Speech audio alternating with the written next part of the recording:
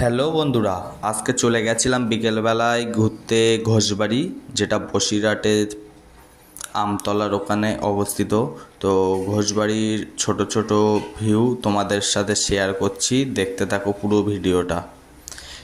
এদিকে আছে ঘোষবাড়ির পুরনো দুর্গা মন্দির, আর এদিকে নতুন দুর্গা মন্দির তৈরি হচ্ছে। তার ওইদিকে আছে ছোট্ট একটা লেক, তার চারিদিকে সুন্দর ভিউ আছে দেখার জন্য।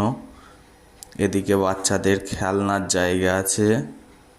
এরপরে চলে গেছিলাম অনেক ভেতরের, যেদিকে আছে নাগরদোলা, ব্রেক ডান্স, রেস্টুরেন্ট, এমনকি নানা রকম বিভিন্ন দোকান, যেখানে কসমেটিক্স থেকে শুরু করে আপনার বাড়ি সাজানোর জিনিস, স্কুটি, অনেক কিছু পেয়ে যাবেন।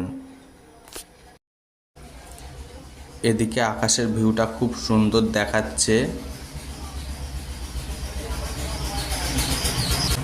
এদিকে আছে ছোট ছোট রেস্টুরেন্ট, যেখানে আপনি বিভিন্ন রকম খাবার পেয়ে যাবেন।